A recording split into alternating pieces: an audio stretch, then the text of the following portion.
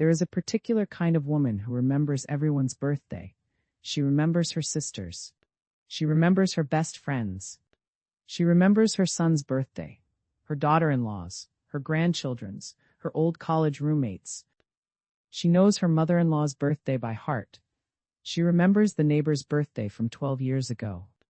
She still sends the card, and every year, the calendar quietly arrives at her own birthday too. Maybe early summer, maybe late October, and every year, she handles it differently than all the others. She does not announce it. She does not plan a party. She does not ask anyone for anything specific. If someone asks what she wants, she says the same line she has said for 30 years. Oh, nothing, really. I do not need anything. And she means it. She is not being humble. She is not waiting to be convinced. She actually does not want anything. And tonight I want to talk about why. Because this pattern is one of the quietest, most overlooked psychological truths about Gen X women. And I think no one has named it back to you yet.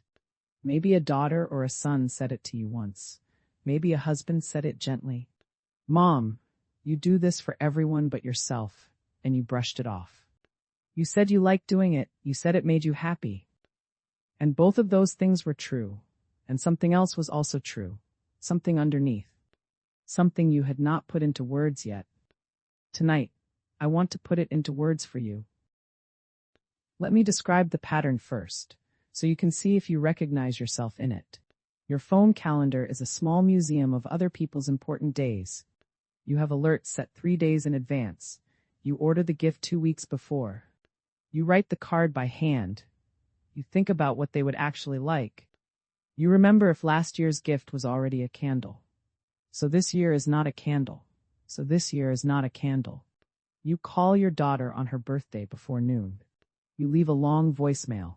If she does not pick up, you text your sister the same little birthday joke. You have texted it for 15 years. You know she expects it now. You send your friend in another state a card that arrives on the day itself, not after.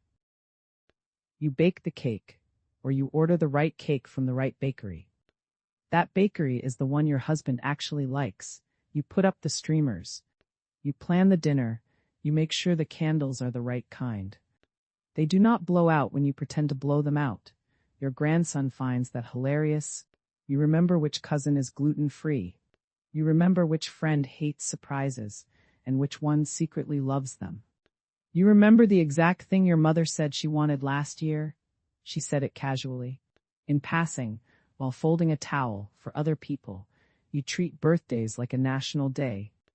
Like it is a date the whole country should pause for, just for a moment. Just to say that this person matters. You do not skip a year. You do not phone it in. You make it special, because you believe it should be special. And then your own birthday arrives, and something different happens. You wake up that morning, and the day feels exactly like any other day. You make your coffee the same way. You drink it standing up at the counter, the way you have for 30 years. You look out the kitchen window. You think for a quiet second about how old you are now. And then you move on with your day. You answer the texts as they come in. You are warm and grateful. But you do not lead with it. You do not post anything.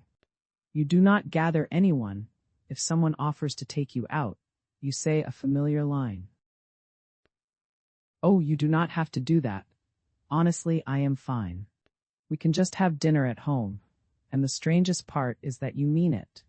You are not performing humility. You are not testing them to see if they push back.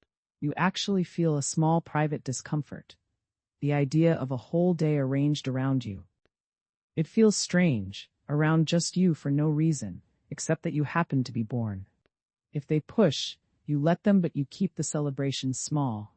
You keep your wish list short or empty. You insist no fuss. And later, when the day winds down, you feel something quiet inside, something hard to name. Not exactly sad, not exactly content, just a particular kind of quiet that other people do not seem to feel on their birthdays. This is the pattern, national day for them, normal day for you. And the question is not whether the pattern is good or bad. The question is, where did this pattern come from? Because it did not arrive in your 50s. You have been doing this your entire adult life, and the roots go back further than that. Let me take you back late 1970s, early 1980s, the decade you were a child. Picture the kitchen of an average American house in that era. Both parents working in many homes for the first time in a generation. The divorce rate doubling between 1960 and 1980. Money tighter than the previous decade. Time even tighter. And birthdays, the way most of you actually experienced them, looked nothing like the Pinterest version. Nothing like the version we have invented since. Maybe your birthday was a cake from a box. Yellow cake, chocolate frosting, the candle count counted carefully, maybe a card, maybe a small wrapped gift. Often something practical, something your mother had been planning to buy you anyway. New school shoes, a jacket, a book she thought you should read. Maybe a McDonald's party once, because McDonald's started offering birthday packages in the late 1970s. You sat at a brown plastic table, you wore a paper crown. You felt extremely seen for one afternoon. Your friends came. Someone gave you a small toy. Hamburglar showed up on the wall. There was orange high C in a paper cup. You remembered that party for years afterward. It was one of the few times the world had paused, even briefly, just for you. Maybe a Chuck E. Cheese party, which opened its first location in 1977. Maybe nothing at all that one year, because the household had bigger things to worry about. And here is the thing that quietly shaped a generation. Mom did not stop working. Dad still went to his shift. The neighbors did not come over. Siblings did not gather and make a speech. You were celebrated, but the world did not pause for you. And the world did not pause for you, year after year. That taught your nervous system a quiet little lesson. The lesson was not that you did not matter. The lesson was that wanting too much from the day was not realistic. The lesson was that grown-ups had a lot to handle. Asking them to make the day enormous would have been too much. It was not on offer. So you learned to scale your expectations. You learned to be grateful for the cake from the box. You learned to be grateful for the practical gift. And, very slowly, you also learned something deeper. You learned not to want in the first place. Because not wanting is safer than wanting, and being quietly disappointed. That sentence is the whole story. Right there, not wanting is safer than wanting, and being disappointed. A child learns that lesson once or twice, and the lesson sinks in. A child learns that lesson 5 or 6 years in a row. And eventually, the lesson becomes who she is. There is a famous Christmas story from 1977 that captures this generation perfectly.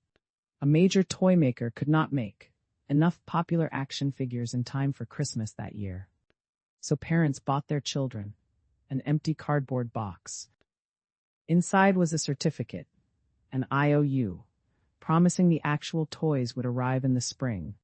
Children opened a box of paper on Christmas morning, and many of those children remember being told to be grateful for the promise. And many of them were. That is the emotional weather of the generation. You learned that what arrived was usually not the thing you imagined, and you learned to make peace with that quickly. Making a fuss only made the grown-ups tired. So you trained yourself into a particular kind of woman, a woman who does not expect the day to be enormous, a woman who handles things, a woman who, when her own birthday arrives, says, "Oh, you do not have to." There is a psychologist named Dana Jack who wrote about something she called self-silencing. She described a pattern many women learn. They quiet their own needs. They do it to maintain the relationships around them. They do this so consistently, for so many years. They often forget what their own needs actually are. They forget they ever had a wish list. They forget they ever wanted the whole world to pause for them. Or, more accurately, they remember it once a year, faintly, on the morning of their own birthday. And then they tuck it away again. the day has things to handle. There is no time to sit with what cannot be changed. And here is what is interesting.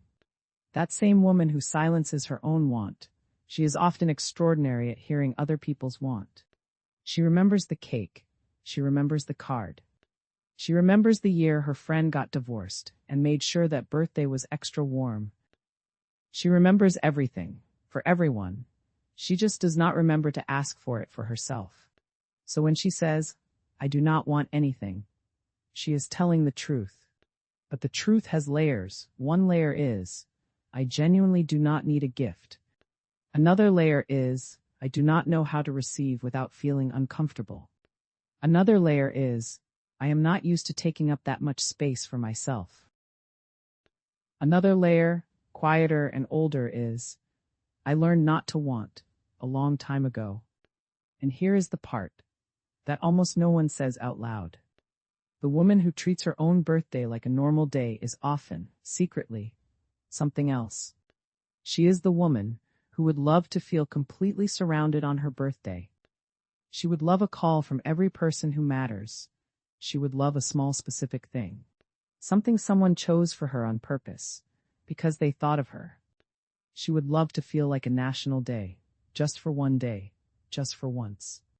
But she has never said that out loud, because saying it would feel like asking. And asking, somewhere very early, became something she stopped doing, not because anyone forbade her, because the world did not seem set up to deliver it, so she stopped expecting. And not expecting slowly became not wanting, and not wanting slowly became identity. The evening of her own birthday is where this all becomes visible, after the small dinner. After the polite texts, after the small cake, after everyone has gone home, or after the call has ended, or after she has put the dishes in the sink. There is a quiet moment in the kitchen, alone, the lights are still on. The candles are out, she stands there for a second, her hand on the counter. And she feels the day finally arrive inside her. It is not sadness. It is not exactly anything you can name. It is the feeling of a day that was hers, technically. But she did not allow it to be hers all the way. It is the feeling of being the woman who makes the world feel held, and then quietly puts herself to bed, without anyone fully holding her. And it is the feeling of being so used to that arrangement. It does not even hurt anymore. It just sits there, quiet, familiar, almost peaceful. If you recognize this woman, I want to say something gently. The pattern is not a flaw. It is not something you need to fix tomorrow.